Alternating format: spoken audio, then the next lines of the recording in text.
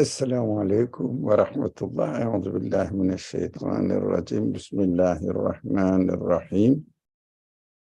ربنا افرغ علينا صبرا وثبت أقدامنا وانصرنا على القوم الكافرين. ربنا افرغ علينا صبرا وتوفنا مسلمين. آمين.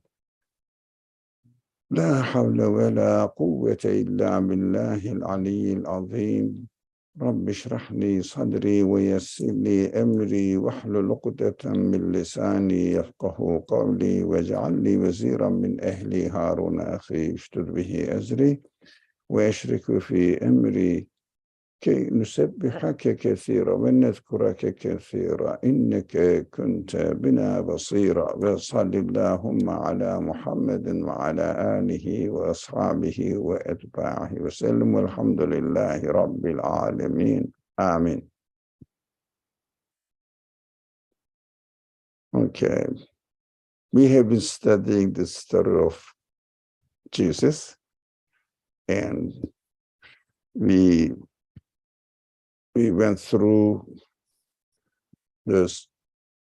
Disciples asked him to ask your Lord to send us a banquet, ready food, beautiful, so that our heart will be convinced. That's okay, we said. Everybody wants to have a convinced, satisfied heart.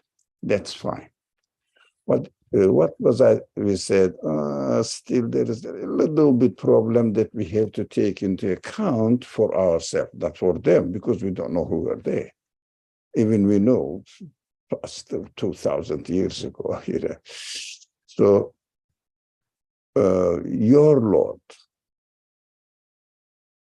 we understand from here that the doubt comes from there. But some scholars interpret it in a way that your Lord means the Lord you introduced to us. Maybe, why not? But at the same time, it's possible to understand in this way. But at the same time, we have to bear in mind that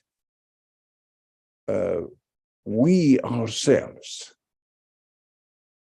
try to make as much as possible to make the Lord of everyone. It means Rabbul Alameen. So God, we mentioned that God will respond it positively because it is somehow human. We want to make sure, we want to have a satisfied heart. Also, we just touched upon another subject mentioned in the Quran slightly. We said Abraham, the prophet Abraham, even though he was a prophet, he felt the same need. This is not strange. Why? Because we are human beings. He didn't say your Lord. He said, my Lord, please. If Abraham is always presented in the Quran as a single person, father of the believers in the oneness of God or absoluteness of God, which is called generally Tawheed. So it represents a single person representing Tawheed and challenging the rest of the world, including, of course, in his time, his tribe, immediate tribe members. So that is Abraham's story. Inshallah, we may have the opportunity to study it. Inshallah, we may. It is in my mind somehow. And for Abraham's question or request, God didn't find it strange in the narration that takes place or took place in the Quran. Also, disciples' demand was not found strange because he is our God, our Creator, our Lord. He knows that we want to be convinced not only as a conclusion, our reasoning, intellectual conclusion, and also our feelings do not reject this conclusion, intelligent or intellectual conclusion. But at the same time, we are used to seeing the proofs in this world. We are looking at the universe, we conclude that its creator must have such and such qualities. But this is conclusion. How about seeing a person? For example, I love my mother. She passed away, rahimahullah, but I love my mother, but at the same time, I still want to be with her physically, not Zoom meeting. So we have our friend here, so physically here, so alhamdulillah. That is much better. It feels really. So we want to see the physical evidence, physical proof of it. So God responded to Abraham, do this, do this, do this, and you will, that is to be studied in the story of Abraham, but we are studying now the story of Jesus. To concentrate on the story of Jesus. God answered, or God said, I mean, in bracket, I am the one who always to send. That is my command. I sent. Why I needed to put this bracket explanation, I am the one who always explanation. Because munazzilu, first of all, munazzil is the form of the verb, not only sending down, but also continues to sending down. Munazzil, keep sending, keep sending. That will help us a lot to understand the the gist of the message in this verse. That's one thing. Another thing, not, for example, innana nunazzil. No, inni or inni anzil, for example, in the verbal form. But munazzil means we are the one whose profession is continuously changing, because it is ism, it is noun. It is not only one event. Verbs in the Quran, in Arabic, or in every language, I believe, it must be so, as far as the known languages, the verb refers to an event happened one or repeated, depending on the form of the word. But noun, and especially the active participle, means this is my profession to do that, always. As long as I am here, I am the one who is doing this. For example, if a man says, I am an engineer, it means even he is sleeping, but is a created being, he cannot act, he is an engineer. We say, oh, somebody is sleeping here, who is it? And then we say, this is the engineer, such and such, or so and so. But engineer is sleeping, but we call him still engineer because the quality still remains with him. That is the fine point in the language of the Quran or Arabic. We have to bear in mind, if God introduced himself for an action referred to himself, of course, doing an action, in the form of a verb, it means it is once, happened once.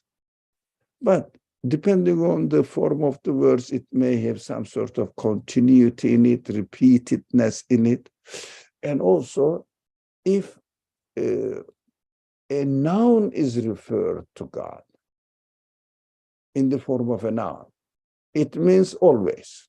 That's why I am the one who always send it down to send it down. It means definitely to send it down to you. Yeah. But now we will concentrate on it now. Why we needed to understand the form of this noun form of the word here rather than verb, and also different form, not the simple form, but another form. It is the second form of the word. It is continuous. Why did we need to mention this? Because, first of all, what did they ask? A banquet. Plenty of food. Definitely obvious that it's from God. Yep. Not a, let me say that, not by dinner, rice and some simple food next to it. Yeah, no, banquet. What does it mean? They asked generously, and God said yes.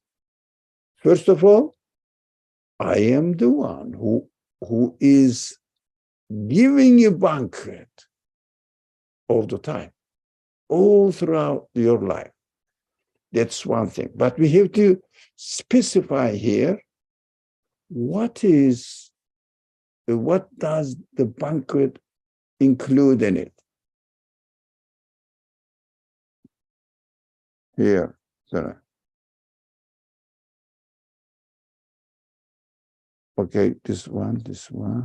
Let me find out the rest.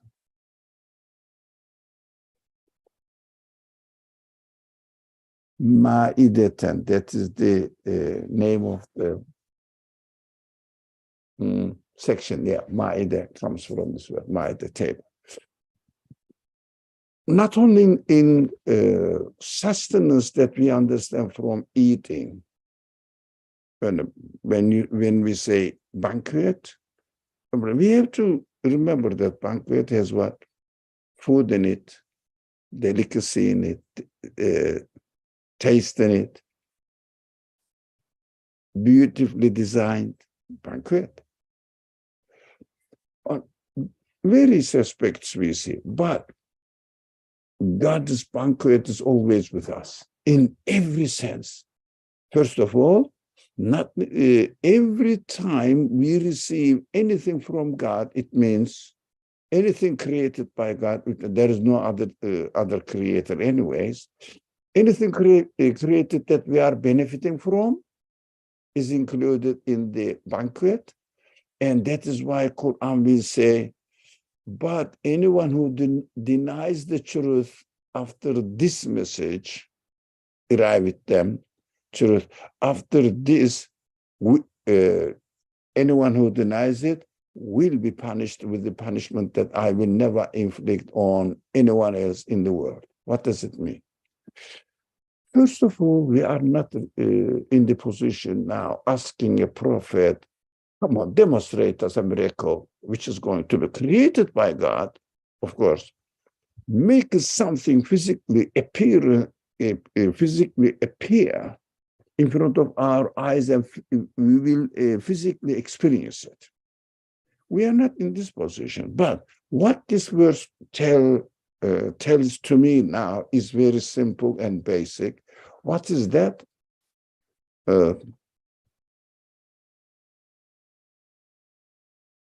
don't have to have a miraculous happening in front of me, because I am not in the position to ask a prophet to demonstrate the prophetic miracles. Now, what is the difference between prophetic miracles and the miracle as it is happening in the world all the time? Right? Every creature is a miracle, because miracle, by definition, although we have to understand one of the meaning of ayah is miracle. Ayah in the word. Every sentence of the Quran is a miracle. Only the creator of the universe can say this, or the creator of me, the human being, is or can say this. That is one meaning of ayah. the other ayah is, every being is an ayah.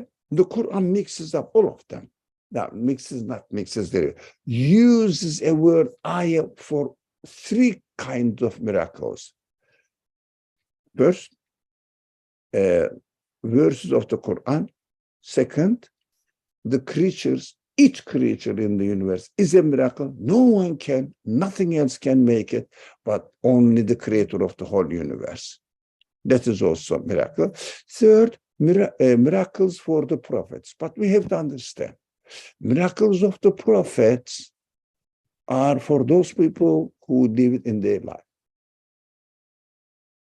Now, I keep repeating this because we may feel that, look, there is no prophet in front of me. He is not really presenting or demonstrating any miracle here that I will see it in my eye or physically experience it.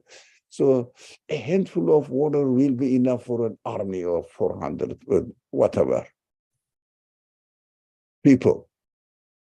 So if those people drank from this hadith, this miracle, they will never ever forget it. And they will put their trust in the prophet, saying that this man is really employed by the one who creates the water and everything, because look what is happening here. I experienced it. To make their heart convinced, they need it. Otherwise, how would they believe in the prophet or in a person who claims that I am a prophet? I've received message from God and I'm employed. How can I believe it? I haven't seen an angel coming to him. Of course, these people don't have at this stage, in the first stage, the present contemporaries of the prophet. They don't have the whole text. They don't have time. They don't have the preparations to study the text and say that, oh, yeah, really, this text tells the truth. They're not in this position. They just heard a few maybe sentences, ayah, from the Quran revelation, but at the same time, they are experiencing the life, real life of the Prophet in front of them, and also they definitely need miracles from through the prophets by Allah, created by Allah. Why? By God. Why? How would they put their trust in him as he received, as he has been or had been receiving the message from God occasionally? It means on the occasion of some events related to the events. How can I make sure that he is not making it up? Yeah. Isn't that very human, very legitimate to expect from the prophet to say, look, demonstrate a miracle, we should be very convinced and we should follow you. What does it mean? You said you are employed by God, by the creator of the universe. So if he is the creator of the universe, what you said that you are employed by, he must be able to create everything. Look at the universe, he's creating huge. So come and do something. Even at the time they request a miracle may not happen, but definitely these people need to observe and experience the physical miracle, as they are not accustomed with happening something through the means of the miracle. It's a prophet, means of the prophet. We have to understand this, and we have to understand that the prophets, every prophet need to demonstrate miracle, otherwise it is human, and against it is human nature. That is why I feel that here, although the disciples asked, your Lord, he didn't say, oh, what do you mean by Lord? Well, your Lord, because Jesus said, where is it? Yeah, here it is. Look, Jesus said, Jesus, the son of said, oh God. Okay, where is it? Let me see. Five years on it. Yeah, here it is. You see the verse now. Jesus, the verse 114, 5114. It means Ma'idah 114. Jesus, son of Mary, said, oh God, our Lord, send, no, I'm wrong. No, before this.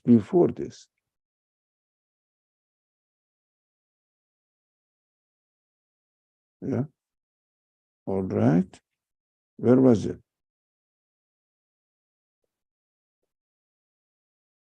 All right, no.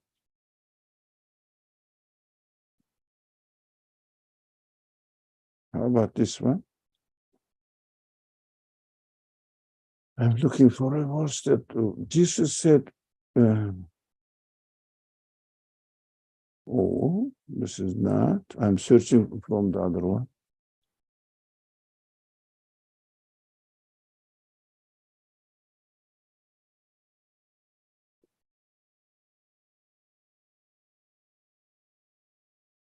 Yeah. It's 112, 112. He said, Jesus, son of Mary, can your Lord send down a feast to us from heaven? He said, now Jesus said the last sentence of 112. Let me see, 112, all right, here. Last sentence of 112. Be conscious of God if you are true believers. Ittaqullah, what are you talking about? Don't you believe in God? It means, in kuntum mu'minin. So Jesus said, no, what's happening? Don't you believe in God? Be conscious of God. Remember God. And if you are true believers, it means a bit, Jesus also took it as a surprise. Oh, they are asking for some physical evidence. But God didn't say, here we go now. God didn't say, it is strange. But God spoke in such a way that if you receive the banquet, physical evidence, and then if you still deny the truth, it means don't accept the message that the prophet, the messenger brought to you, then after this will be punished with the punishment that I will not inflict on anyone else in the world. What does it mean? For us, what does it mean? If we see the banquet, now we can study the message of the revelation, and we can study the universe. Message is complete. So we see the correlation between the message and the universe, and seeing that everything is a banquet, in fact. What they are coming into in a miraculous way, out of soil, out of water, nothing to do with all the beautiful things are created, delicious things are created, millions of them are there, and I mean, millions of species are there, which is incredible. And also, every speech is perfect in its own existence. It's really miracle. Apart from this, our feelings are given to us, and the response to our expectations mostly reflected in the universe. There's a direct connection. What is that? For example, I love beauty, and beautiful the things are created beautiful. And also I have the sense of not liking ugly. And there are some ugly things created, and I practice my sense of not liking ugly, or dirty or something nasty. And I am practicing. I'm practicing. It means I am put in a position within the universe as to be the center of the universe, communicating with the rest of the universe, not only through my five senses, through my intelligence, through my feelings as well. Sensual side of human being. It means my spirit is communicating with the qualities of the universe so that it is able to communicate with the creator of this universe, but through the universe. This communication is perfectly adjusted. That is also another very interesting and essential banquet for us. It makes, when you look at the case from this perspective, you will understand that the whole universe is created for me, not for us. Now, it doesn't exclude us, but even there were no people in the world, the whole universe is addressing to me. And I need this whole universe to be created in order to be satisfied in my conclusion. Why huge universe? Do you need it? Yes, I need it. Why continuously changing universe? Do you need it? Yes, I need it. Why? Because I must be fully satisfied, not only intelligent in my intelligence capacity, but also my sensual capacity. How? I need to acknowledge the creator is absolute. If he is absolute, otherwise he wouldn't be the creator or the source of existence of anything. If he is absolute, if he wasn't absolute. So I need to get the satisfaction through what? Through endless universe. We can say, no, universe is created. It must have a beginning. I cannot reach the beginning. As far as I'm concerned, it is endless. Manifesting that the creator must be infinite, endless as well. So, continuously repeated. That is excellent. And repeated but changed. I make this point almost every discussion because this is the point we are missing. This is the point, if we miss, we cannot really seriously challenge the denier's claims. Why? Because in today, what the ideas presented to us by the deniers, definitely they ignore this point. Changing and continuously happening in an order, perfect order, but changing. It looks like contradiction. If something is changing, it is not really perfectly arranged and continuously changing, continuously different form. For example, the computer works always the same. Yeah, your telephone works always the same. Always the same. Program doesn't change unless the programmer changes the program. So computer starts functioning in another way, right? Can you imagine that you have a computer, the engineer of the computer continuously changes the function of the computer, changes the program, software of the whatever the software means. I don't understand the technical words. It is a program.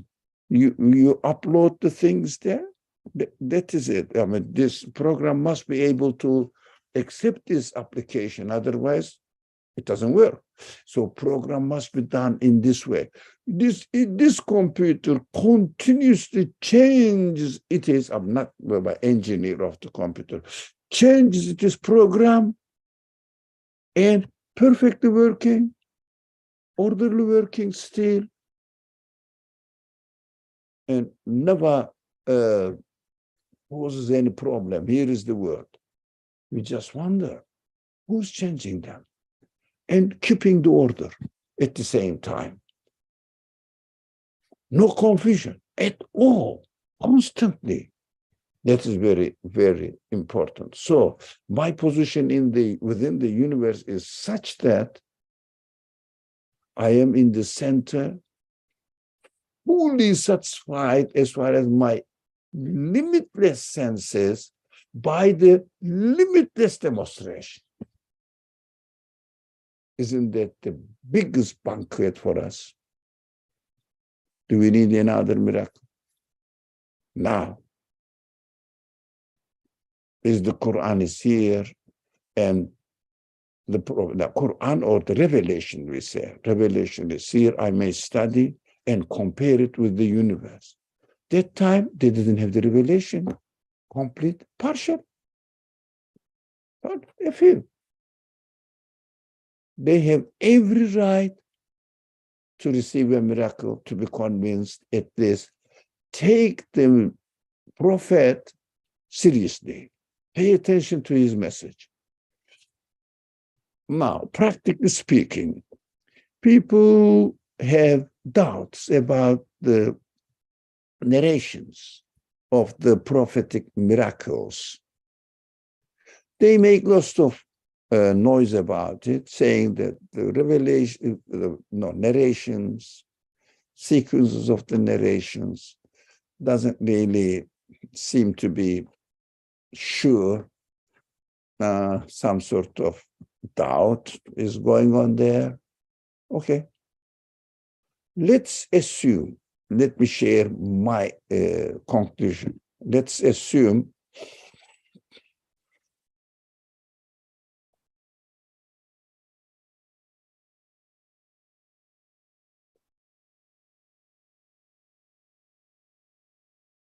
yes, correct.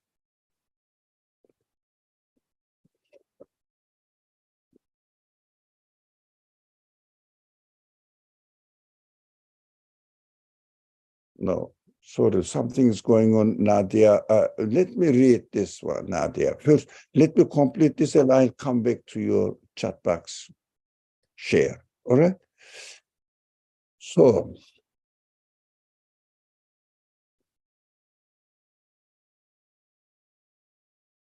where were we?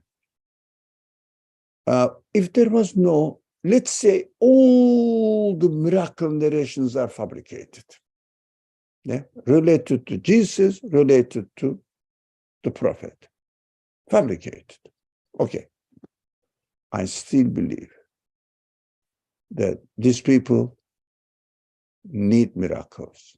Otherwise, it will be against the wisdom of the Creator to make these people to completely submit their life, be ready to die for his sake. What we see, did we understand?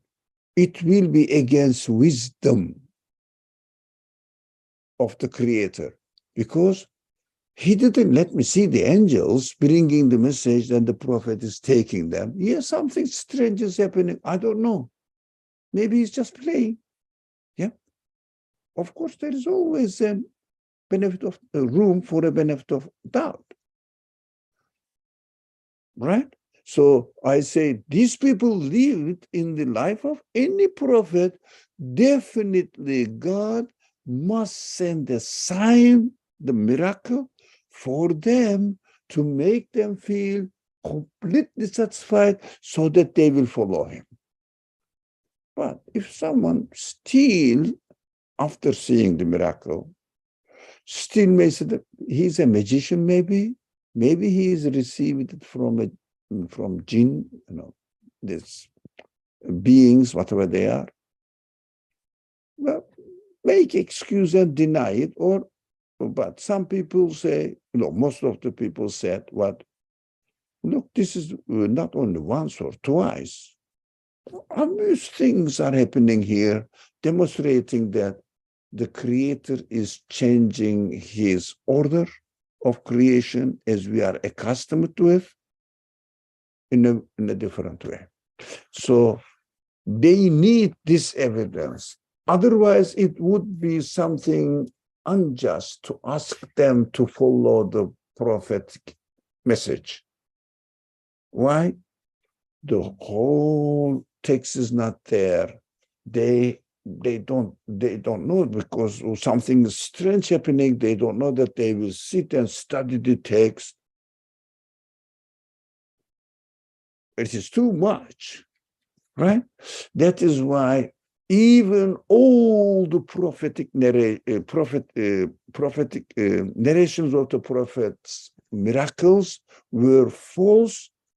I say there must be miracles in the life of every prophet, not only Prophet Muhammad or Jesus or Moses. Every prophet must be supported by physical miracles, and the people around them at least should feel the need to take this person seriously and see what he is saying, whether it makes sense or not. This process is necessary to go. Now, God said, look, I created something in an extraordinary way, which means you are not accustomed to it. I am creating it. And also I am continuously creating the banquet for you. And also all sorts of banquets, physical and spiritual banquet. Then I will continue reading the last part of the verse now. But anyone who denies the truth of the message after this will be punished with a punishment that I will never inflict on anyone else in the world. It means you cannot escape the consequence of your denial. In this world, here, in the hereafter, as well as in the hereafter, you will suffer psychologically or spiritually because of the meaninglessness of our life, that our life will turn into meaninglessness, and also as a result of your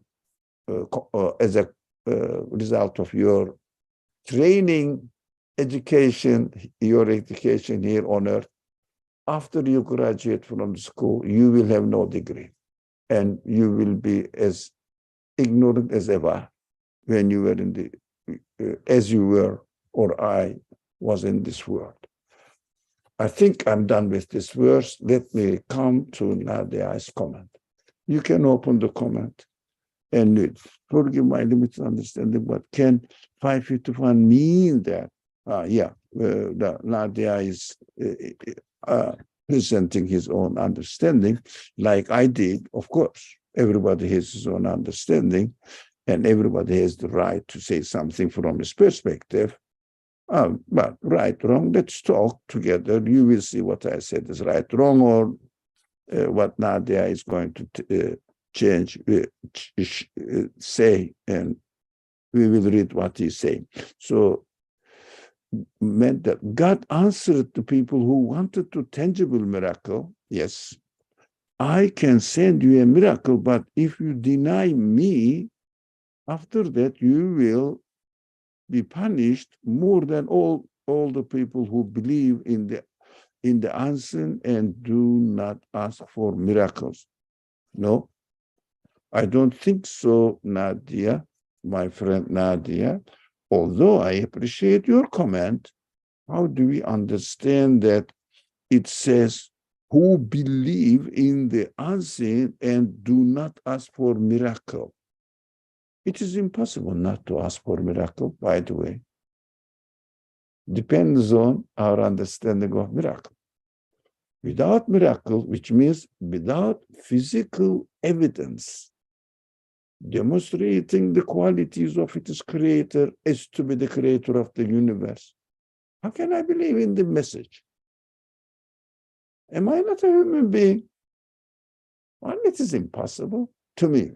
That is my idea, my friend Nadia, or our friend Nadia. I respect your comment, but my idea is this. Not necessarily that those people who believed without the miracle. No, because those people who had to receive the miracle. So God sent them. I don't need, you don't need. Now, is there any difference? No. Why? After seeing the physical miracles presented by God through the hands of the prophets, right? They should take the prophetic message seriously and follow the prophet. But me, see the miracles in the universe and see the miraculous explanations of these miracles manifested in the universe. In the revelation, I don't need any extraordinary things will happen that I am not accustomed to it. It doesn't make me to be in a, or make me be in a higher position, because I don't know, for example, really, if Muhammad والسلام, is a prophet, or Jesus, that's our subject, Jesus comes out and appears in my house, right? And demonstrates a physical miracle. I said, don't bother. I will say, don't bother. Why? I know everything's a miracle through your message. I'm convinced about it. But I believe that the people who lived with you, they were your contemporaries, they needed it. Okay, but do it to them. Not, I don't need it, because the whole message is in front of me. Through training the message, I understand that the universe is, everything is miracle. Not only, let's say, running a string from the hand of the prophet created by God. Every string in the world, every drop of water in the world is created directly through the hand of God, the creator of the universe. I don't need your hand. Come on. Don't bother. Let's sit here and let's have dinner together. Do you see what I mean? I'm speaking in a figurative way. We should not need physical miracle now. But in order to understand the position of the people, we have to understand that they need miracles. And also, if there is a narration of miracle, there are narration of miracles, either through hadith narrations in the case of the Prophet Muhammad, the messenger of God, and in the case of Jesus, through the narrations of his disciples, and therefore through his message. So they have this narration, but not as strongly evident as it is in Islamic case, which is not because Christianity is corrupt, or nothing to do with it, but historically, as soon as the Prophet Muhammad started demonstrate or conveying his message, delivering his message to people, everybody took surprise, a surprise took everybody, and then started following this man carefully. And soon after, they started writing down, soon after, and also oral narration was famous that time. The culture was oral. And then soon after, it became an not only oral culture, but written culture as well. So historically, they have quite strong root in Islamic heritage, Islamic legacy, that the serious scholars worked on them and screened all of them seriously, tried their best to distinguish between what is really reliable, what is not. That is the subject of hadith studies. Or there are thousands of study on that field. I mean, for some special reason, the Muslim scholars were crazy about studying the hadith at the expense of studying the Quran. Studying the Quran was not that common. For practical reasons, we don't have time to go into historical reasons, analysis of the historical reasons, but understandable reason is behind it, why hadith took place to the priority place, and the Quran was left only for very, very specific scholars, not many. So tafsir studies as compared to hadith studies, and then, of course, as a consequence of hadith studies, fiqh books, and compared maybe 5%, 3%, I'm just guessing, of hadith studies. That is the most serious subject regarded by the scholarship to keep it, because Quran is secure. No, don't worry about it. Everywhere is the same Quran, read and written. So it is secure, finished. It depends on interpretation now, interpreting by the scholars of the Quran. But hadith was not that secure, hadith narrations. They were very serious about preserving the hadith narrations. In this case, we understand that someone may have some sort of doubts about some hadith narrations, which is quite human. Some scholars may say it's not very reliable. The others say, no, it is reliable depending on the criterion they use. This is a specific area. It is a scholarly expertise area. But no one can deny that such a thing, which is called miracle, happened in the life of the Prophet. What is it good for? For those people who doesn't have the opportunity to study the Quranic message and understand the universe under the guidance and light of the Quran, it is convincing for them. And for anyone, actually, for me also, really, miracle definitely demonstrates something. But what I agree with our friend Nadia, I should study the Quran so that I shouldn't need the miracles to happen in my life, apart from the miracle of the creation of the whole universe. Shame on me if I expect a prophet will come and the physical miracle will happen in my life. Why? It is against human nature. For the temporaries of the prophets, it is not against, necessary, absolutely necessary to experience the miracles. For me, it is unnecessary. The universe is in front of me. Why do I need it?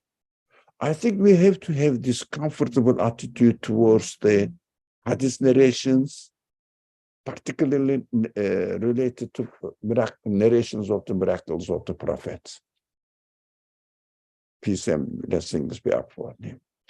I think it's quite comprehensive study went on, this 115. I don't know whether still our friend Nadia has something here. Okay, Nadia wrote something. Okay, I think it is human nature that the people seek that which confirms their own bias. Maybe that is a reason people search within hadith as a way to back their reasoning. Yes, of course.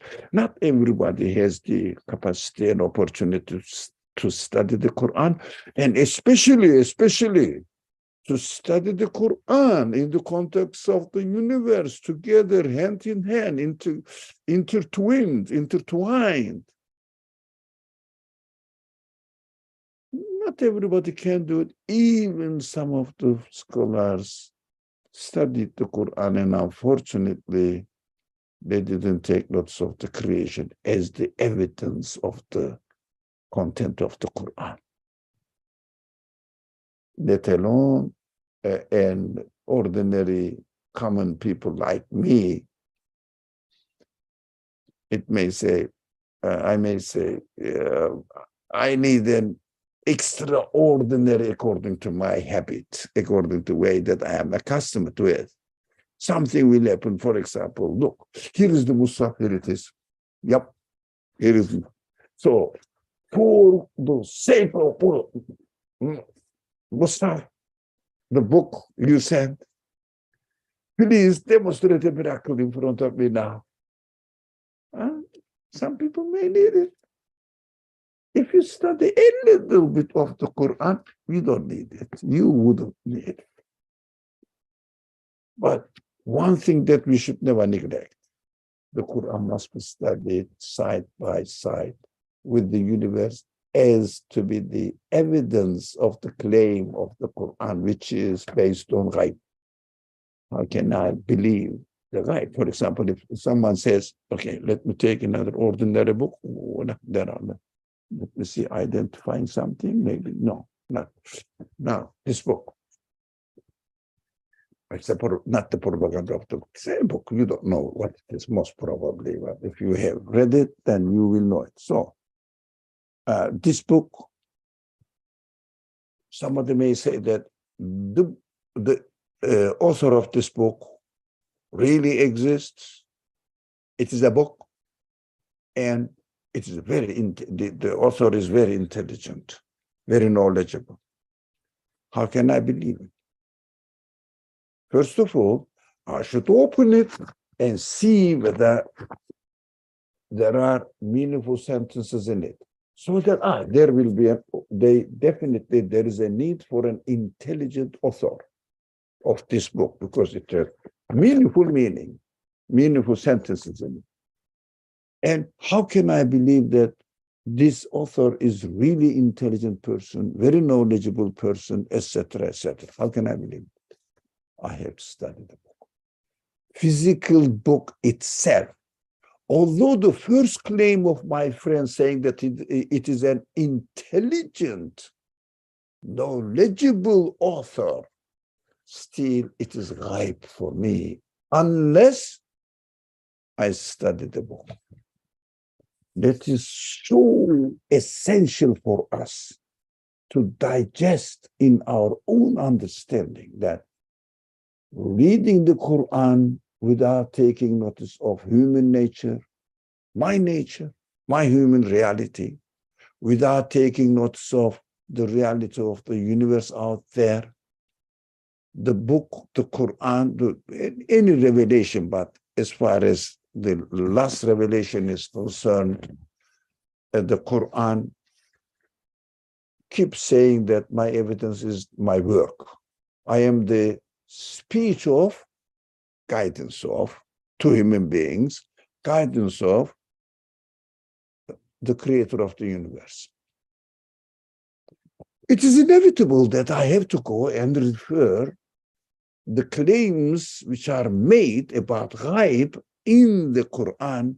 I have to see the evidence out in the universe. So if you see a scholar or a sheikh, I'm none of them, I'm one of you, we are friends discussing, sharing what we have in our baggage, with our mind. So, but if someone says, I am somehow expert on the Quran and Islam, so I'm talking on behalf of the Quranic message, on behalf of the prophetic message, we have to pay attention carefully whether all the claims he makes about belief matters may refer to the Quran. Yes, beautiful, but show me the physical evidence. Show me the physical evidence where, in my own being, in my own capacity of intelligence and the universe, and according to my feelings. It means appropriate to the expectation of my feelings. That's how I am. I am a human being. Without evidence, I cannot really accept crime. Yep. I am the judge, and somebody said, this person stolen my something, property, valuable property. I am a human being, I don't know. I would say, bring your evidence. Bring your physical evidence. I cannot take your word as it is. It's very human. But unfortunately, when it comes to religion, we took it for granted. Oh, that is very, very hurting to me. We are taking the revelation not seriously, enough seriousness. We don't spare time. For example, we spare time to make our bread, daily needs, at least 8 hours a day, work like a slave. Okay. We may spend time for entertainment and everything. At the end of the day, we found ourselves not having even 1 hour a day to study the message and see and make sense of the universe, my existence, for me. Even 1 hour, half an hour. No. People find it tiring once or twice a week, 1 hour meeting. Unfortunately, that's the age. We should be very careful how realistic it is. We have to take our life seriously, inshallah. So let's see this. They may be confirmed that which confirm their own bias mean that it is that is a reason people search within hadith as a way to back their reasoning. Partially, I agree, Nadia. But also it is human. It is human Islamic legacy that we received, and great scholars devoted their life to work on it, and we have to benefit from it. Why? What is it good? And when we study these kind of narrations, at the end we realize that, yeah, really, but this is not the essential subject for us. It is secondary essentials, because we are not expected to believe in miracles in front of me happening now. I am not seeing it, but hearing that the prophet had really demonstrated miracles, it makes me consolidate my belief. Yeah, but miracles also are mentioned. But to me, secondary, not first or primary. It doesn't have the priority. The priority is studying the Quran alongside with the Quran. Not only Quran alone, alongside with the universe. That is the priority. The people search within hadith as a way to back their reasoning. I'm not saying they do it always with malicious intent. No, definitely I agree with you, Nadia. But it is just a human thing to do. Yeah, we fall into this weak point, because usually, why do we do that?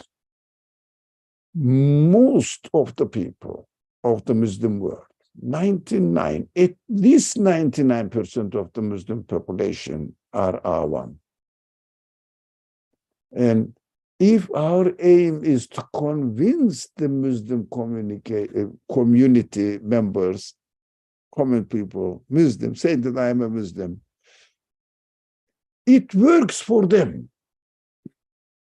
But we have to be very careful. We have to watch out. It works for them for what? In order to initiate their interest in taking the message of the Prophet seriously, so that they will study the Quran. So it must be accompanied with, supported by the reminder that, look, you need the miracle narrations. Here I am narrating them to you, but this is not enough for you. This will be just an initiation point for you, just a starter. Now, did you hear the message, the miracles? And it is really secularly, how do you say, criticized and came up with the somehow solid conclusions. Now, you know that the person who's called Muhammad was given miracles. It means he is employed by God. Now, that's enough. Take his message seriously. Unfortunately, we are not telling this to common people. Take his message seriously now, after hearing the prophetic miracles, because this is just to start. It's a starter. That's it. Now, start the engine of the car and don't drive. What is it good for? We have to, now, the car and the engine of the car is not working. It's no good. But let's say for the awam, for the ordinary people, it needs a starter. Let's say this starter maybe one of the means of this starter utilized by miracles. But for what? To drive the car. You start once and then that's it. You don't keep starting. So it is important. It is interesting that some people did this and still do that. Keep hammering on this point, miracle point, of course. Why? They give, for example, it is the habit if someone says, oh, I have seen a very virtuous man. Really, he's a great, how do you say, taqwa people, fasts, prayers, and he has a very mild character, not like Ali. So I have a very sharp character. So he's a very mild character. He's a very sweet man. If you are with him, you love it. And, sometimes it demonstrates, that's called karama. Non-prophetic miracle. The things happen in an accustomed way. Oh, majority of the population of the Muslim community will be amazed to see a karama. It means really a person who demonstrates something extraordinary. Whether it is true or not, that is something else. That is not the prophetic miracles. It doesn't have to be. It is personal, by the way. By its definition, it is good for this man. He needed it. But for the others, I don't know what it means. The prophetic message, yes, for the others. Prophetic miracles are for the others to convince his contemporaries. But for these people, no. Now, we shouldn't be. We should not be satisfied with this only. So this subject is essential to understand the prophet Abraham experienced this. He himself asked for a miraculous creation or resurrection, example of the resurrection. And Jesus' disciples asked for a banquet, Ma'idah. So it is quite human. This one is human for the prophets, but now we don't need a miraculous, human, not the prophet, ordinary, which is called karama. it is translated in English, wonder worker, wonder workers. Those some people, special people, are given some sort of special, occasional, extraordinary things happening. We don't have to believe. We don't have to reject. If you believe, go ahead, because I'm busy with my study of the Quran. It must be my attitude. Now, I think, alhamdulillah, we are done with this. God's response to the demand of the disciples to present a banquet in the form of a miracle. It is very important to understand this, that it is a subject of the Quran. It is not really something irrelevant to the Quran to expect a miracle to happen. But we have to understand that we have to train ourselves. I'm just wrapping up the subject and repeating myself. We have to train ourselves through the teachings of the message, revelation that the prophets present to us, so that we will see the miraculous creation out there, and we wouldn't need extra miracle now. Our position is completely different from the contemporaries of the prophets.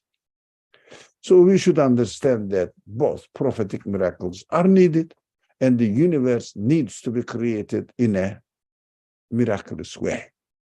And my feelings must be satisfied within a miraculous way, in connection with the universe, in connection with the message of the prophet. So me, universe, and the Quran, or the message, revelation, must work hand in hand. What else do you want? The universe is yours, the whole message is yours, your own spirit with infinite capacity is yours. What else do you want? Something extraordinary. Everything is extraordinary. What do you want? Yeah, we have to be, inshallah, satisfied as we are created within our own time, within our own living conditions, inshallah. Wassalamu alaikum wa rahmatullah. I am done. وصلى اللهم على محمد وعلى آله وأصحابه وأتباعه وسلم. أعوذ بالله من الشيطان الرجيم. بسم الله الرحمن الرحيم. سبحانك لا علم لنا إلا ما علمتنا إنك أنت العليم الحكيم. وآخر دعواهم الحمد لله رب العالمين. This is another verse. So a part of it. So last thing is not this verse. No, this is the angel's declaration of God's infinite knowledge. And if God didn't give me the ability to know, I cannot know anything. And this is an acknowledgement. That's what we have to do with that. Our angelic side needs it to declare it, to understand and declare it, inshallah. Wassalamu alaikum wa rahmatullah. Inshallah, I'll see you on Saturday. Okay. Thank you, Nadia. Thank you, Arona. Arona is here. Betul is here, Arona, if you are here. Yeah. Look, you didn't come, but Betul came. Okay. It's a competition for an invitation to you and to your family, inshallah. Let the kids come here and play freely. Okay.